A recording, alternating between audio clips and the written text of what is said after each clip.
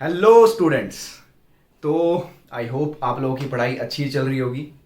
तो वापस वही इलेक्ट्रोस्टैटिक्स, एक नया लेक्चर जिसमें कुछ नई इंटरेस्टिंग चीज़ें, जैसे कि हम पढ़ेंगे कि एक डाइपोल को, तो लास्ट क्लास में हमने डाइपोल अच्छे से पढ़ लिया, दो तीन डेरिवेशन कर ली। तो डाइपोल को अगर यूनिफॉर्म इलेक्ट्रिक फील्ड में रख दिया जाए, यानी किसी डाइपोल को अगर यूनिफॉर्म इलेक्ट्रिक फील्ड में रख दिया जाए तो क्या होता है, उस पर कुछ फोर्स लगता है या उस पर टॉर्क लगता है, क्या होता है, ये सारी चीजें इस लेक्चर में हम कवर करने जा रहे हैं। तो माय नेम इज गणेश और आप देख रहे हो एक बहुत ही बेहतरीन चैनल गणेश ट्यूटोरियल्स। तो स्टार्ट करते हैं। Electric dipole placed in uniform electric field.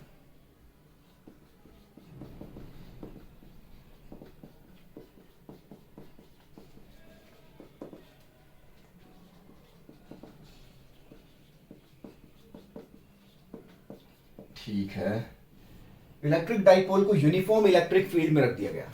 Uniform electric field कैसी होती है, ये और ये, यानी कि यूनिफॉर्म इलेक्ट्रिक फील्ड लाइंस कुछ इस तरीके की होती है जिसमें सभी लाइंस के बीच में गैप इक्वल इक्वल होता है।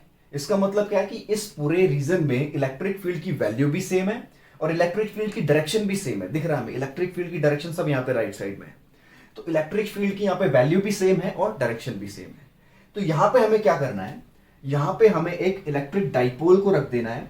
अब इलेक्ट्रिक डाइपोल के पास इलेक्ट्रिक डाइपोल मोमेंट होता है, लास्ट लेक्चर में हम पढ़ चुके हैं, और इलेक्ट्रिक डाइपोल मोमेंट की डायरेक्शन भी होती है। तो मैं कुछ इस तरीके से रख रहा हूं, नेगेटिव चार्ज को यहां पे और ये पॉजिटिव चार्ज को यहां पे। तो इस तरीके से मैंने एक इलेक्ट्रिक डाइपोल रख दिया। अब इस इलेक्ट्रिक डाइपोल की इस तरीके से एक डायरेक्शन होगी। तो देखो बच्चों, इलेक्ट्रिक डाइपोल की एक डायरेक्शन मैंने बना दी है। इलेक्ट्रिक फील्ड और इलेक्ट्रिक डाइपोल मोमेंट के बीच में एंगल ले लिया हमने थीटा। तो यहां लिख देते हैं theta is angle between electric field and electric dipole moment. ठीक है, इलेक्ट्रिक फील्ड और इलेक्ट्रिक डाइपोल मोमेंट दोनों के बीच का एंगल मैंने ले लिया थीटा। ठीक, अब हमें चेक क्या करना चाहिए, इलेक्ट्रिक फील्ड की वैल्यू ले लेते हैं। मान लो इलेक्ट्रिक फील्ड की वैल्यू यहां पे E है।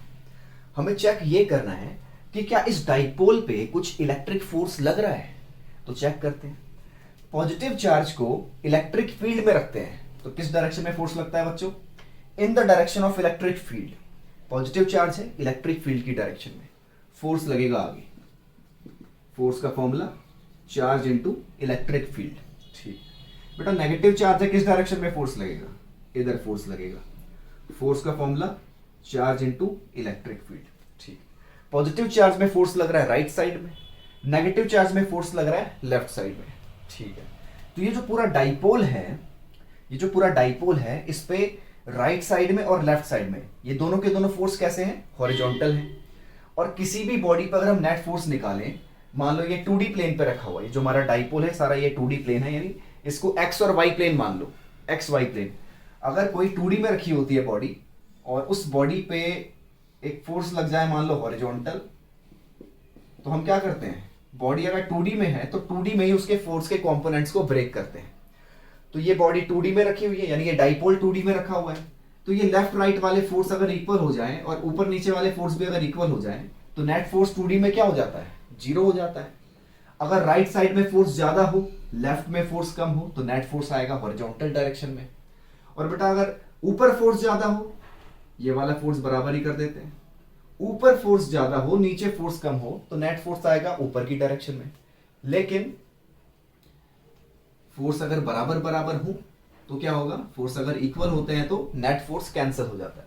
तो यहां पे एक ही फोर्स लग रहा है, मतलब दो फोर्स लग रहे हैं पर वो हॉरिजॉन्टल डायरेक्शन में लग रहे हैं, हॉरिजॉन्टल डायरेक्शन में। वर्टिकल में तो कोई फोर्स है ही नहीं, तो वर्टिकल डायरेक्शन हमको यहां पे लेने की जरूरत नहीं है, हमें सिर्फ हॉरिजॉन्टल देखना है। एक फोर्स लगा डाइपोल पे आगे, ये पूरा एक डाइपोल है, डाइपोल पे एक फोर्स लगा आगे, एक लगा पीछे, तो नेट फोर्स इस डाइपोल पे हो गया कितना, जीरो। तो net force on dipole placed in uniform electric field is 0, F net equals to 0। ठीक है, डाइपोल पे नेट फोर्स 0 है।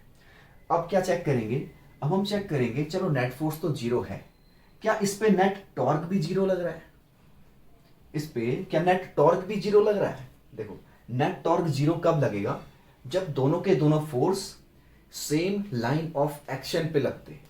सेम लाइन ऑफ एक्शन का मतलब समझो, जैसे यहाँ पे एक चार्ज लिया हमने प्लस क्यू, यहाँ पे लिया minus Q. Same line of action मतलब एक फोर्स यहाँ पे लग जाता, एक फोर्स यहाँ पे लग जाता। तो इसको तुम कितना ही खींच लो, ये दोनों तरफ से खींचते जाओ, क्या होगा? ये चार्ज तो अलग हो सकते हैं लेकिन ये घूमेंगे नहीं, ये इस तरीके से रोटेट नहीं करेंगे। रोटेट करने के लिए क्या करना होगा? इसको तुम कितना ही खींचो, ये रोटेट तो करेगा ही नहीं। जैसे ये मार्कर है, मान लो ये मार्कर का एक्सिस है, इसी एक्सिस पे मैं इसको ऐसे खींचता जाऊं, इसी एक्सिस पे खींचूं तो क्या होगा? कुछ रोटेट नहीं हो रहा, दोनों फोर्स एक दूसरे को कैंसिल कर रहे हैं और ये रोटेशन भी नहीं कर रहे। लेकिन अगर मैं फोर्स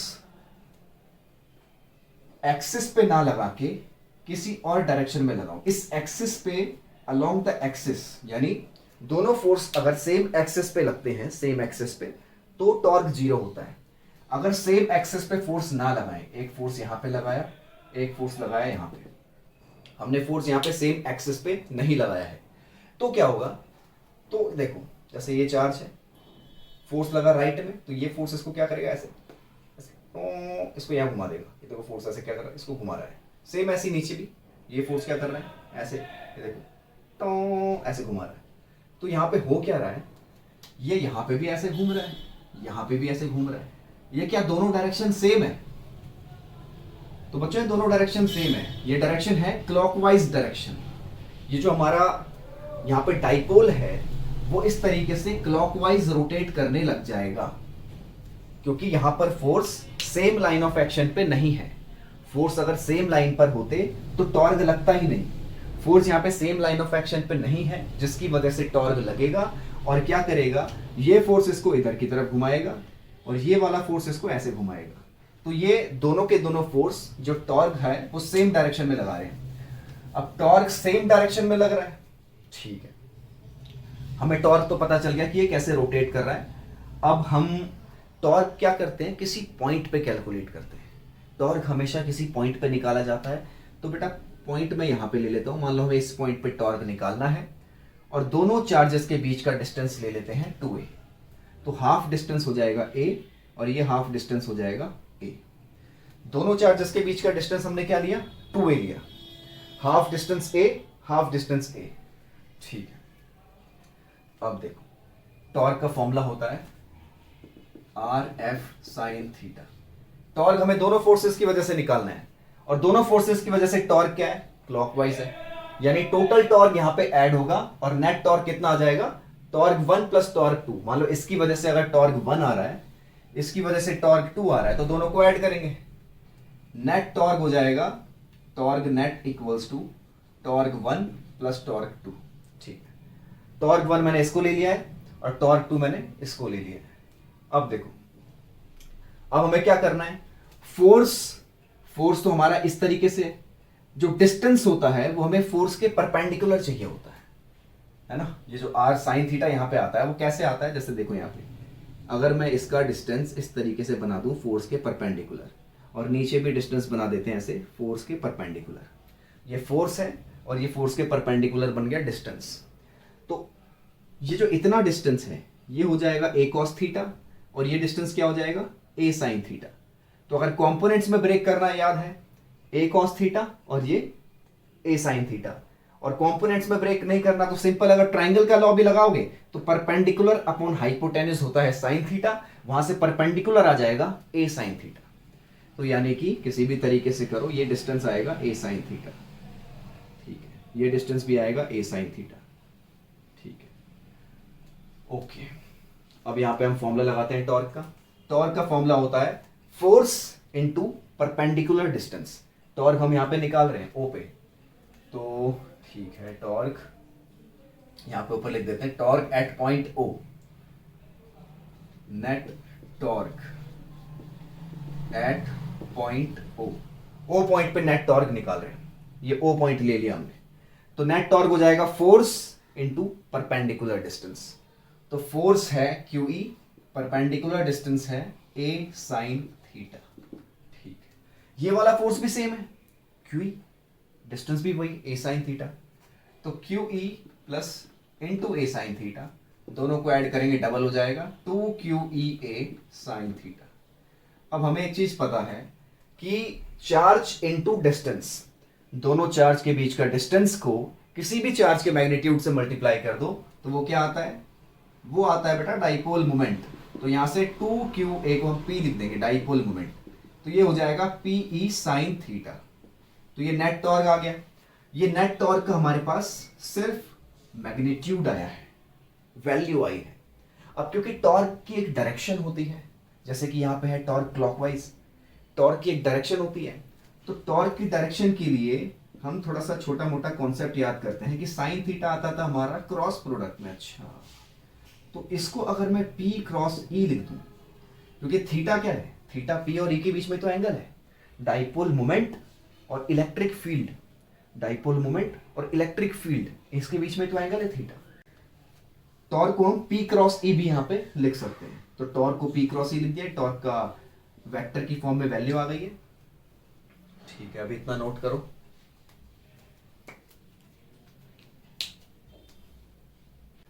तो बच्चों हमने पढ़ लिया कि एक डाइपोल को यूनिफॉर्म इलेक्ट्रिक फील्ड में रखते हैं तो उस पर नेट कुछ ना कुछ टॉर्क लगता है।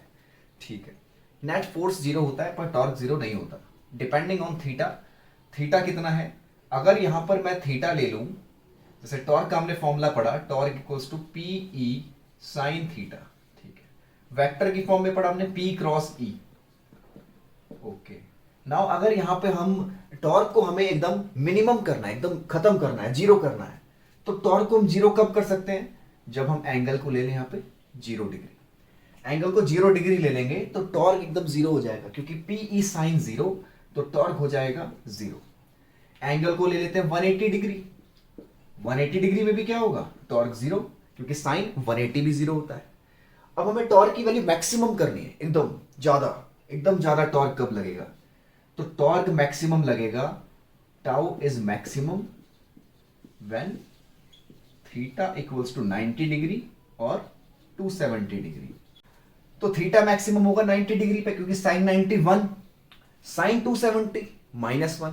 पर टॉर्क के मैग्नीट्यूड की बात करें तो टॉर्क का मैग्नीट्यूड मैक्सिमम होगा 90 डिग्री पे भी और 270 डिग्री पे भी, क्योंकि दोनों में वैल्यू 1 और -1 आ रही है, तो मैग्नीट्यूड देखा जाए तो वैल्यू 1 ही रहेगी। तो हमें ये पता चल गया कि भाई टॉर्क जीरो कब कब आ रहा है।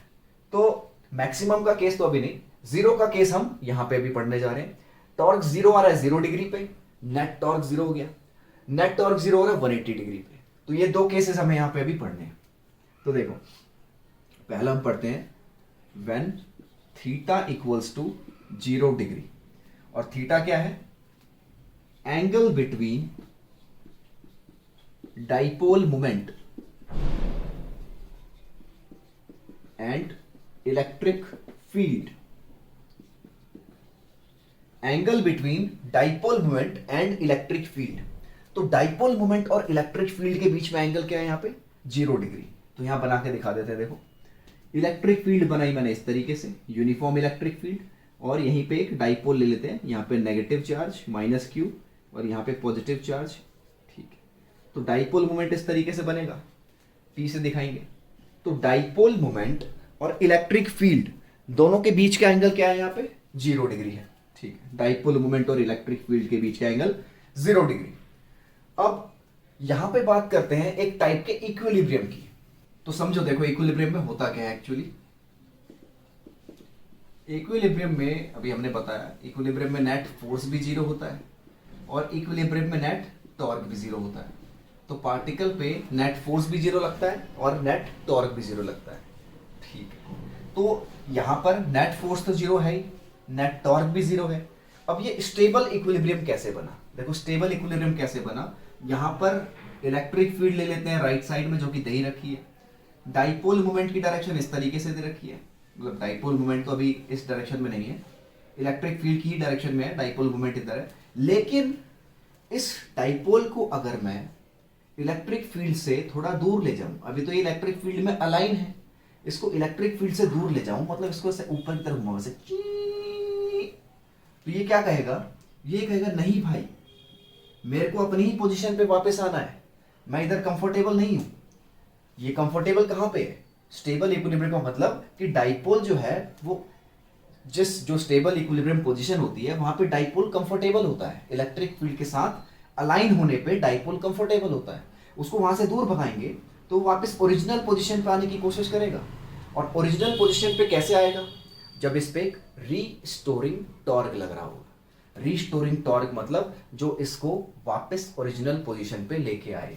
जैसे हमने इसको डिस्प्लेस कराया ऊपर, ठीक है, ऊपर पॉजिटिव चार्ज पे फोर्स लगा, इधर इधर नेगेटिव चार्ज, नेगेटिव पे फोर्स लगा इधर, ठीक, पॉजिटिव पे फोर्स लग रहा है राइट में, तो पॉजिटिव चार्ज इसको कहाँ घुमाएगा? इस तरफ घुमाएगा, नेगेटिव इस तरफ घुमाएगा, और ये पूरा का पूरा वापस वहीं आ जाएगा। और ये एकदम से नहीं आएगा, ये धीरे धीरे आएगा, क्योंकि जैसे जैसे एंगल कम होता जाएगा टॉर्क की वैल्यू कम होती जाएगी, क्योंकि टॉर्क के फॉर्मूले में साइन थीटा आता है, थीटा की वैल्यू कम होने से साइन थीटा की वैल्यू भी कम होती है, और यहाँ पे साइन जीरो पे टॉर्क की वैल्यू जीरो। तो इस तरीके से ये धीरे धीरे वापस यहीं आ जाएगा अपनी ओरिजिनल पोजीशन पे। तो जहां पर रिस्टोरिंग टॉर्क लगे और वो डाइपोल को ओरिजिनल पोजीशन पे लेके आए, तो इस टाइप के इक्विलिब्रियम को कहा जाता है स्टेबल इक्विलिब्रियम। और स्टेबल इक्विलिब्रियम की पोजीशन क्या है? तो देखो बेटा, स्टेबल इक्विलिब्रियम की पोजीशन है थीटा इक्वल्स टू 0 डिग्री। ये स्टेबल इक्विलिब्रियम की पोजीशन है, ठीक है। अब देखो इसको जरा नीचे डिस्प्लेस करके भी दिखा देते हैं।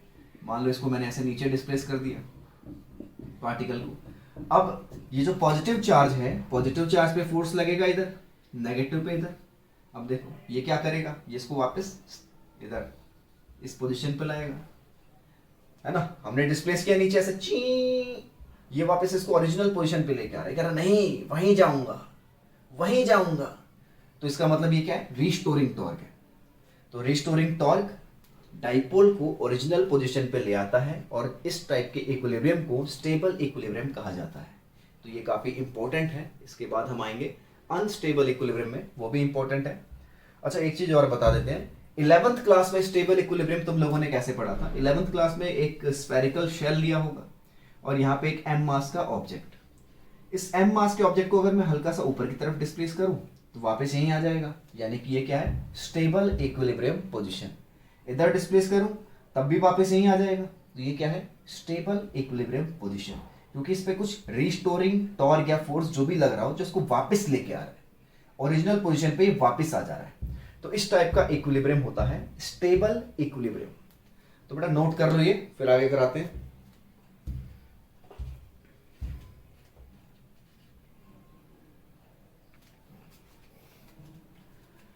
चलो हटाया जाए इसको। नोट कर सकते हो तुम, पॉज करके भी नोट कर सकते हो, ऐसा कुछ नहीं है। स्टेबल इक्विलिब्रियम, अब आएगा अनस्टेबल इक्विलिब्रियम। मस्त मस्त टॉपिक चल रहे हैं, सब मजा आ रहा है। चलो आते हैं अनस्टेबल इक्विलिब्रियम पे।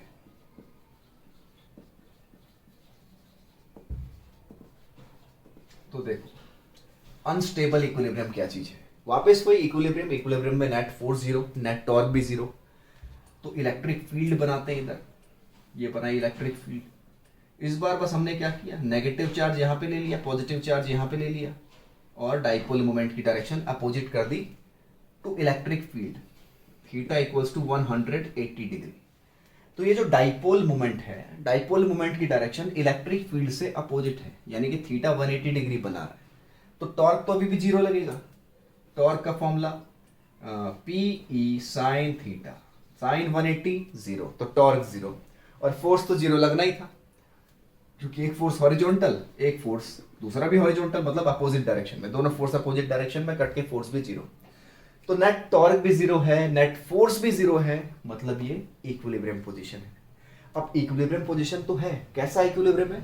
Unstable equilibrium. मतलब अनस्टेबल में क्या होता है? अनस्टेबल में वो यहां बिल्कुल भी खुश नहीं है, जबरदस्ती यहां पे बैठा हुआ है, जबरदस्ती इस पोजीशन पे है। ये चाह रहा है कि कोई आके इसको यहां से हिलाए, डिस्टर्ब करे। तो इसको तुम हल्का सा यूं डिस्टर्ब करोगे ऊपर, कहे अब तो मैं वहीं जाऊंगा, हल्का सा नीचे डिस्टर्ब करोगे, अब तो मैं वहीं जाऊंगा।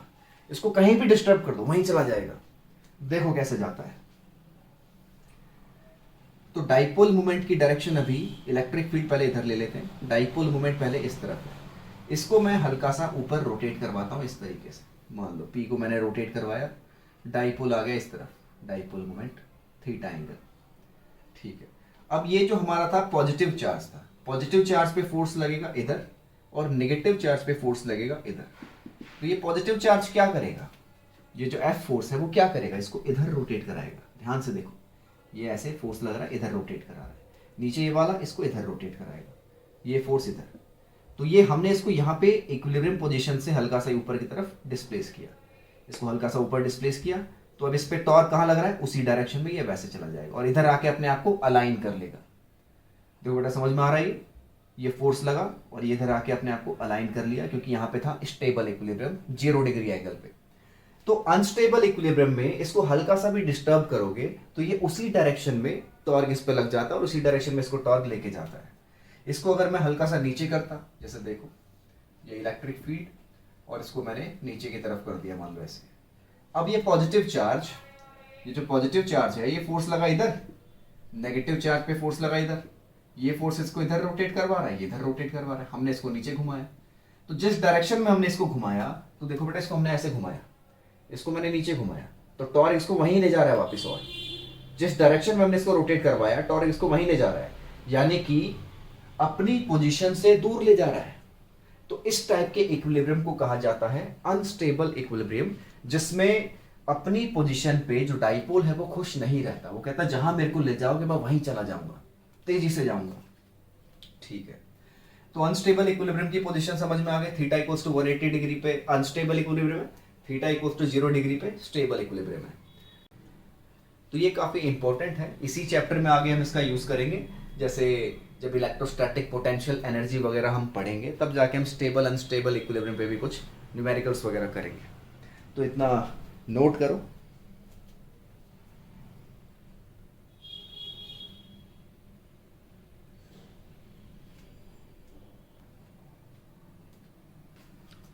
तो ठीक है, इसको मिटा देते हैं, आते हैं अगले खूबसूरत से टॉपिक पे। जो टॉपिक, अच्छा अब टॉपिक नहीं है, अब एक क्वेश्चन कराते हैं इस पे। टॉपिक बहुत हो गया, खत्म हो गया टॉर्क। क्वेश्चन इस तरीके से है, क्वेश्चन कुछ इस तरीके से है। क्वेश्चन में कहा गया है कि एक इलेक्ट्रिक डाइपोल है जिसको स्टेबल इक्विलिब्रियम पोजीशन में रखा हुआ है। ठीक है, an electric dipole placed in uniform electric field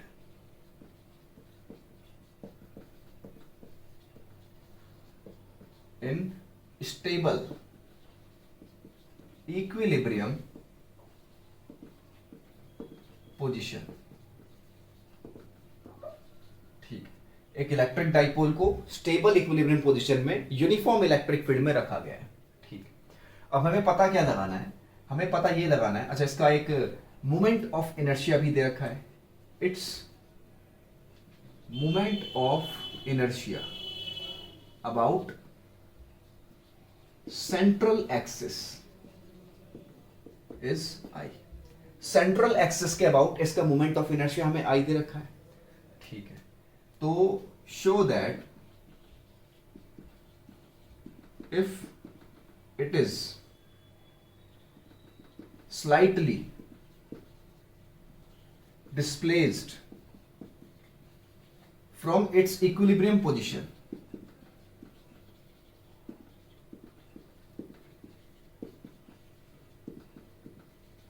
then it starts oscillation and find time period of oscillation. तो ये है क्वेश्चन, यानी कि एक डाइपोल है जिसको यूनिफॉर्म इलेक्ट्रिक फील्ड में रखा गया है। डाइपोल इस तरीके से, इलेक्ट्रिक फील्ड ले लेते हैं यूनिफॉर्म, तो ये यूनिफॉर्म इलेक्ट्रिक फील्ड में एक डाइपोल रखा हुआ है in the position of stable equilibrium. Stable equilibrium position में इस तरीके से रखा हुआ है। क्वेश्चन में कहा है इसको अगर हल्का सा डिस्प्लेस करो, हल्का सा displace, theta is very small, तो सॉल्यूशन में हम थीटा बहुत स्मॉल लेंगे। इसको हल्का सा डिस्प्लेस करो फ्रॉम इट्स इक्विलिब्रियम पोजीशन, इसको हल्का सा डिस्प्लेस करेंगे तो हमें बताना है कि ये सिंपल हार्मोनिक मोशन करेगा।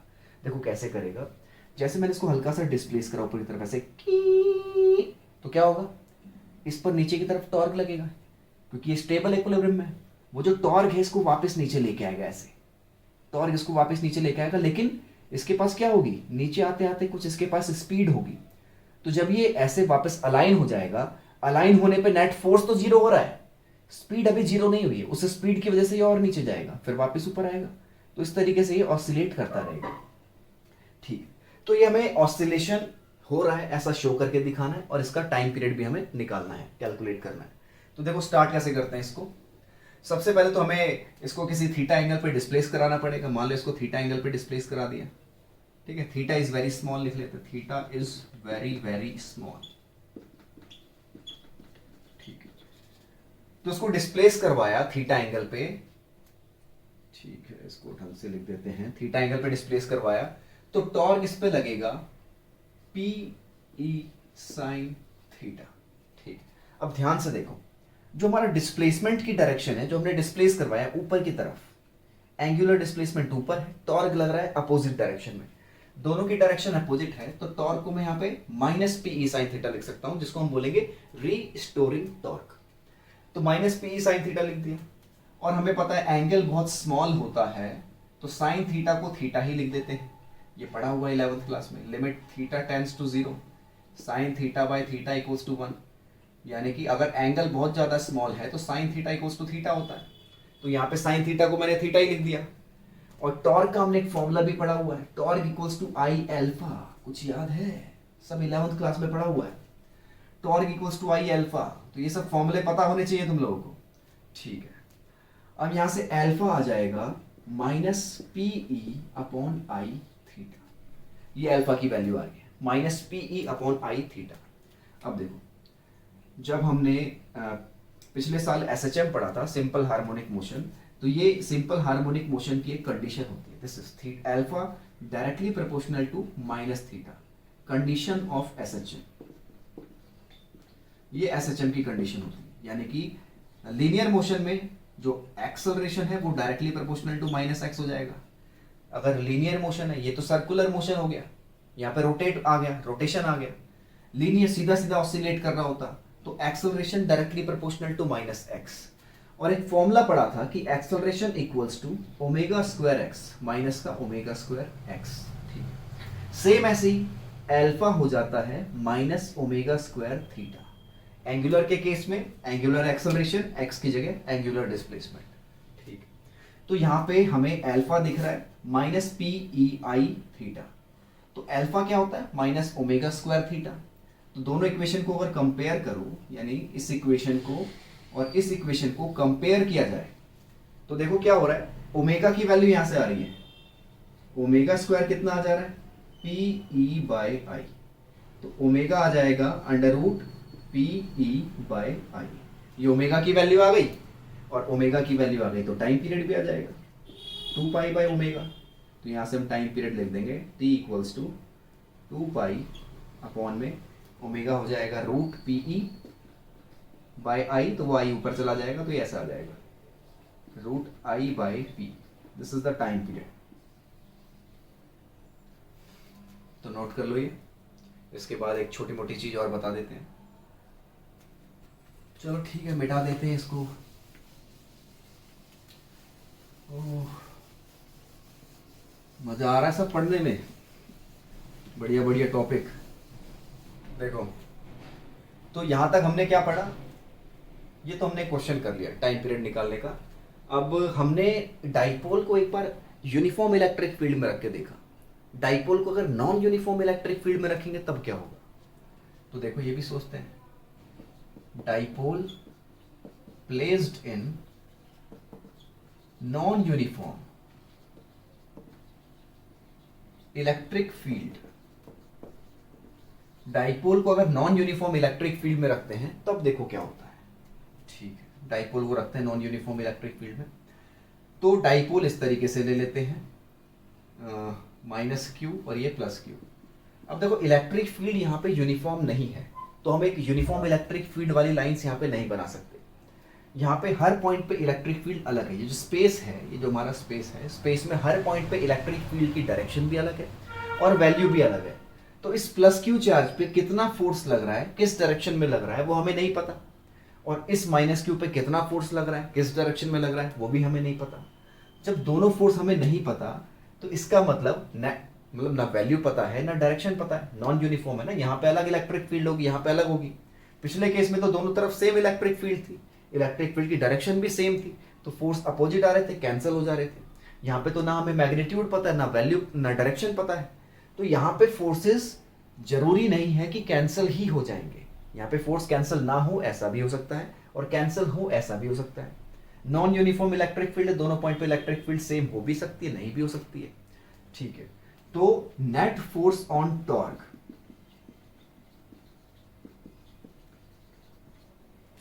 Sorry, net force on dipole, net force on dipole may और मे नॉट बी जीरो। डाइपोल पे नेट फोर्स मे और मे नॉट बी जीरो। ठीक है, इसके बाद नेट टॉर्क, नेट टॉर्क की वैल्यू भी हम यहां से नहीं निकाल सकते हैं, क्योंकि टॉर्क के लिए हमें क्या चाहिए, मान लो सेंटर के अबाउट हम टॉर्क निकालेंगे, पर हमें यही नहीं पता कि इस पे फोर्स किस डायरेक्शन में, इस पे फोर्स किस डायरेक्शन में। दोनों पे फोर्स अगर अलग डायरेक्शन में हुआ तो टॉर्क मे और मे नॉट बी जीरो। तो टॉर्क की भी हम एक फिक्स कांस्टेंट वैल्यू यहाँ पे नहीं निकाल सकते, टॉर्क की वैल्यू भी नहीं निकाल सकते। तो नेट टॉर्क में भी ये लिखेंगे मे और मे नॉट बी जीरो। यहाँ पे नेट फोर्स भी जरूरी नहीं है कि जीरो हो या जीरो ना हो, ऐसा भी जरूरी नहीं है, कुछ भी हो सकता है। टॉर्क में भी कुछ भी हो सकता है। ऑल द वेरी बेस्ट, पढ़ो मजे से।